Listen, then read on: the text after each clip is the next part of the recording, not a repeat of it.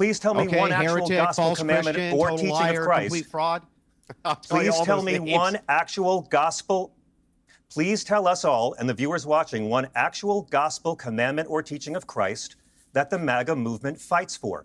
Hey everyone, welcome back to Charles on Point. I'm Charles, and today we're diving into a heated three-way debate between a Christian nationalist, a conservative Christian commentator, and a progressive Catholic author. They're taking on a deeply controversial question. Does today's Christian conservative movement actually reflect the teachings of Jesus? Or has Christianity become too closely tied to political power? And this exchange gets intense very quickly. One moment in particular stands out when a panelist challenges another to name a single gospel commandment that their movement is actively fighting to advance. And the response takes an unexpected turn. I'll hold my thoughts until the end, so watch the full exchange and decide for yourself. And before we get into it, drop a comment and tell me where you're watching from. All right, let's get into it. I keep hoping that one of these preventable attacks will inspire our Christian friends on the right to want to make it a little bit harder for unstable white men to easily get weapons that are designed to kill lots of people really fast. I really hoped after the awful murder of Mr. Kirk that some of our friends on the right would agree that maybe it's far too easy for unstable 20-something males to get their hands on hardware and pop off and murder people at a political rally. He was using an antique rifle, dude. He was using, hang on, he was using an antique rifle. I know. An antique bolt. It was unsecured. Legislation? I didn't interrupt you once, my friend. I didn't interrupt you one time. What legislation do you think would have even been passed that would have prevented if his grandfather had been obliged to keep, if his grandfather had been legally obliged to keep his gun secured at home, that shooting wouldn't have happened, and the Sandy Hook shooting would not have happened. You can't even demonstrate that's true. For all you know, the kid has the safe code. You're not letting me finish, and you've interrupted me twice now. Piers, the deal is right-wing Christianity in America has been suckered, and you're really I'm going to answer Piers's question, my friend. I didn't interrupt you. Right-wing Christianity in America has been suckered for a very long time into aligning with power and authority instead of challenging it as Christ did. Donald Trump didn't get the love of evangelicals by promising to do a damn thing Jesus commanded of us. Right-wing Christianity does not fight for the things Jesus commanded and taught us to do. Right-wing Christianity fights for conservative Christian power over every level of society. They do not fight to welcome the stranger, as Christ commands in Matthew 25 and as God commands throughout the Old Testament. They do not fight for individuals and nations to care for the sick and the poor, as commanded by Christ in the judgment of nations. They fight for right-wing conservative Christian power, and America is suffering from a gun plague where children are now killed by guns more than disease, more than they are killed by car accidents. And I keep praying this is exactly the sort of situation where a religion based on love and empathy will come to our rescue. And yet, our conservative Christian friends are locked in this mindset that somehow personal freedoms matter more than the lives of Americans. Isabel, you've been pulling... hang on, let Andrew, I'll come back to you, but let Isabel react, because you've been pulling a lot of faces as you were listening to that. Yeah, you know, Piers, I was on with you the day that Charlie was shot, actually. We were talking about the murder of Irina Zarutska on the train in Charlotte, and I was very baffled by what I was hearing then. Nothing could have prepared me for the slew of attack against anyone who is a conservative Christian in America the last 30 seconds. There is not a single gun law on the books that would have prevented Charlie Kirk from being assassinated at a gun-free zone on the campus of Utah Valley University. When we saw the manifesto published to YouTube about the shooter at the Annunciation Catholic School in Minneapolis, you saw a very specific, detailed attack that was specifically against Christian children and their families, really warping in a very twisted demonic sense the mass with engravings and diary entries saying, "This is my body." I mean, we were watching a very coordinated attack going back to the Nashville shooting and to many other attacks on churches across the country over the past few years, of which there have been more than 500 attacks on Catholic churches in the United States in the last 5 years or so. This is clearly a specific attack against Christianity in America, but let's pretend that it's not just about America for a second, because the truth is it's not. Christianity, by the numbers, is by far and large the most persecuted religion on the face of the planet today. In Nigeria, just a few days ago, more than 60 people were killed using hammers and machetes after attending mass at a Catholic church there in Nigeria. And I read a study the other day, feel free to fact check me on this, to any of the other panelists, that more Christians have been slaughtered in Nigeria for being Christian in the last few years than Palestinians have been killed in Gaza during the midst of the Israeli-Gaza war. But you don't see any protests happening in the United States about that today. So it's ridiculous to try to create a left versus right paradigm here or some sort of attack against the Republican Party when there very clearly is a manifestation of spiritual warfare and demonic satanic influence in our society trying to attack Jesus Christ in America today. Andrew, I want to play a clip. I'm not a Democrat. I'm going to let Andrew respond here. Chris Hedge, a Pulitzer Prize-winning journalist, said on the Secular Talk podcast that Charlie Kirk's assassination was being used to create a new martyr for the movement of Christian nationalism, which he said is a backdoor to American fascism. Let's take a look. When fascism comes to America, it won't be with swastikas and jackboots, and it will be with the Christian cross and mass recitations of the Pledge of Allegiance. You really got a glimpse of that in the rally in Arizona or rally, whatever you want to call it, the memorial service for Kirk. Now, Andrew, two questions for you. One is, what is your understanding of what Christian nationalism is? And as a Christian nationalist, are you concerned that it gets hijacked by people who may genuinely be white supremacists, fascists, and so on? Well, not really. So the idea of Christian nationalism is just that Christians remain the culturally dominant force in the United States. That's it. That's the entire proposition. Everything else is an addition. So the gentleman over here, for instance, a quick question for you. Is Jesus Christ God? I believe so, but I don't believe in imposing my opinions on others. Okay, got you. So Jesus Christ is God. So all the religions are false? No, I don't believe that at all. I believe in my house there are many mansions, and I believe God has many ways of the truth. I don't think I'm better than anyone because Christ's movement is about humility. Christ's movement is not about public domination and power. I just want to make sure I got this right. Are all other religions false? I don't believe that at all, no. And I don't believe right-wing Christianity is true either. Is Islam right-wing Christianity does not... Answer my question, dude. MAGA is Islam does true? not fight for the teachings of Christ. Is Islam true? Is Islam true?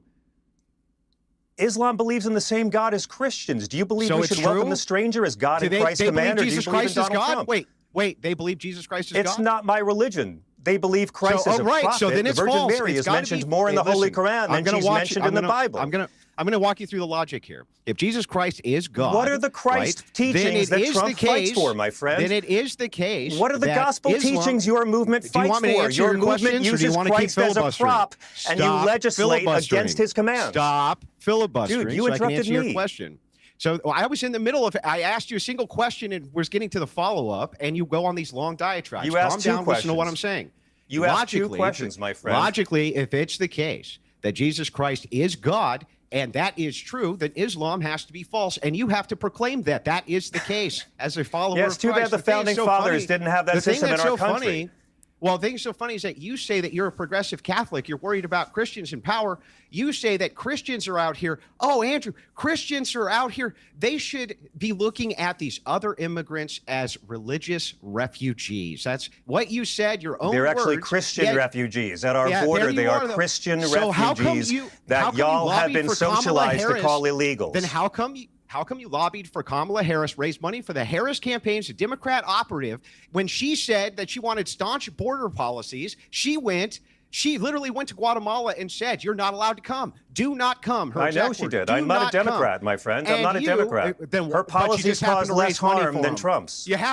Guys, let's pause here for a second before we continue. This is where the debate gets really interesting, because Andrew Wilson is asked a pretty straightforward question. What exactly is Christian nationalism? And his answer deserves attention. He describes it as Christians remaining the culturally dominant force in the United States. There's an important distinction here. Being free to practice Christianity is one thing. Wanting Christians to maintain cultural dominance over everyone else is a much broader political claim, and that raises a legitimate question. Is this primarily about faith, or is it about maintaining cultural and political power? Then John brings the conversation back to the teachings of Christ. Instead of debating party politics, he asks a simple question. What specific teachings of Jesus is this movement fighting to advance? And this is where I think the exchange becomes revealing. Because instead of giving a direct answer, the conversation shifts toward other issues. including Islam and immigration. And John's point about the border is important because he isn't simply making a partisan argument. He's arguing from the teachings of Christianity itself, particularly how Christians should treat strangers, immigrants, and vulnerable people. Whether you agree with his interpretation or not, that's the question the panel has to actually engage with. Because ultimately, if a political movement claims to represent Christian values, it's fair to ask whether its policies actually reflect the teachings it says are at the center of its worldview. To be a Democrat Her operative policies raising money caused for Kamala less Harris, harm than though. Trump's, my friend. Give me a- And her policies okay. were closer to the Then actual that would be teachings the of Christ than exact- Trump. Let me ask you Then that would be may I the ask you exact one same question? logic that we would have. May I respectfully ask you one question? Can You're I ask such you one a hypocrite, question? by the Will way. you please? Hypocrite.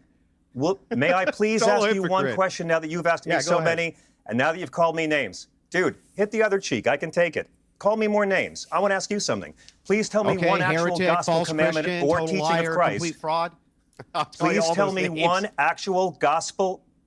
Please tell us all and the viewers watching one actual gospel commandment or teaching of Christ that the MAGA movement fights for. Not what conservative Christians like. Something Christ, who is a mascot to this movement, actually commanded of us. Chapter and verse, if you can. Sure. Welcome the If stranger. it's a- Individuals sure. and nations If it- take care of the poor. Stop Yeah. executing people. Your you want movement. me to answer, let or are you him gonna answer the answer? question then. Please Do you do. want me to Andrew? answer, or Please are do. you going to answer? So the truth of the matter is Give me that one. if you're really as concerned with the poor as you claim, you would be all about the MAGA movement, who's trying to stop I'm asking you job-crushing for one immigration teaching of the poor. to the United States. I'm giving it to you. Calm down. Christ By your commands logic us to in your- welcome the Calm stranger. down Don't so talk I over can each other. answer We your can't hear. question. Calm down so I can answer your question, lunatic. I'm going to answer it precisely. Here's how it The works. names of this guy. If it is the case that you make these bold claims like you do in your book, that Christians ought to be paying taxes for the poor so that we could, for the poor, we got to give it all to the poor. That's what your view is. That's not then my it would be suggestion, the bro. That's case- Jesus' suggestion. then it would be the case. Then it would be the case that you would not want these job-crushing waves of mass migration coming to the United States, which displace teaching of the Jesus, poor. Andrew. Just one. They Give me displace one. the poor. Give me one I teaching just of Christ. explained to you that Give me if one it's the teaching of case, Christ you fight for. I just did. I just explained to you. If you really want to uplift the poor, you don't do it with crushing What mass Jesus migration. teaching did you crazy. explain? I just explained to you that by your view of what Christians What ought to be teaching? doing, we are doing it. Do you not understand this? Christ it's an internal says that critique of your individuals crazy and position. nations will be judged. Christ says in Matthew 25 that individuals and nations will be judged, heaven or hell, And by tell how me they this, care for the sick, what- care for the poor, Yeah. welcome the stranger, and care for those in Okay. prison. MAGA legislates and votes against these commandments of Jesus. And what was but the uses Kamala Jesus as a Harris? prop What was to the gain Kamala power. Harris Christian doctrine that you were for?